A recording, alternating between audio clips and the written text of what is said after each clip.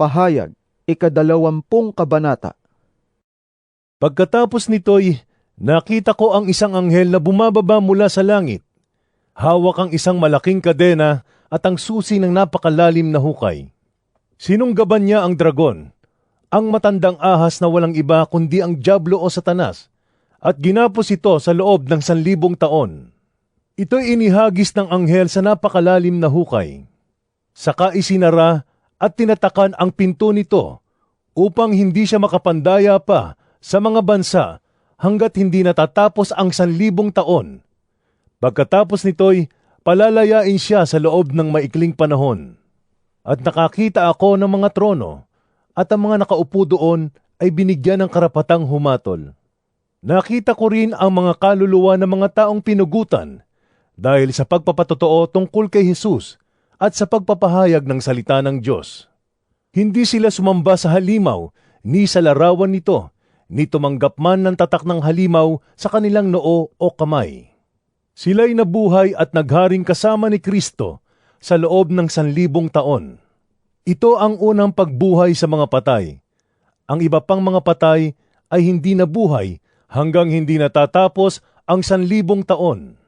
Pinagpala at ibinukod para sa Diyos ang nakasama sa unang pagkabuhay ng mga patay. Walang kapangyarihan sa kanila ang pangalawang kamatayan. Sa halip, sila'y magiging mga pari ng Diyos at ni Kristo, at maghahari silang kasama niya sa loob ng 1,000 taon.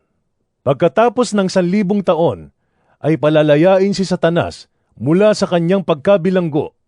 Lalabas siya at dadayain ang mga bansa mula sa 4 na sulok ng daigdig, ang Gog at Magog. Titipunin niya ang mga ito upang isama sa pakikipagdigma. Ang hukbong ito ay sindami ng buhangin sa tabing dagat.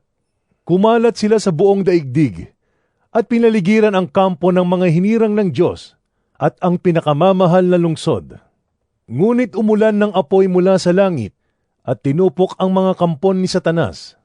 At ang diablong nandaya sa kanila ay itinapon sa lawa ng apoy at asupre na pinagtapunan din sa halimaw at sa huwad na propeta.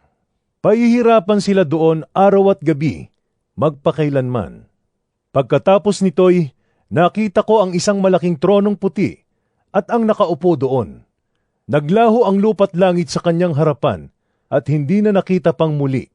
Nakita kong nakatayo sa harap ng trono ang mga namatay, maging dakila at hamak, at binuksan ang mga aklat. Binuksan ang isa pang aklat, ang aklat ng buhay. Hinatulan ang mga patay ayon sa kanilang ginawa, batay sa nakasulat sa mga aklat. Iniluwa ng dagat ang mga patay na naroroon. Iniluwa din ng kamatayan at daigdig ng mga patay ang mga patay na nasa kanila. Hinatulan ang lahat ayon sa kanilang mga ginawa.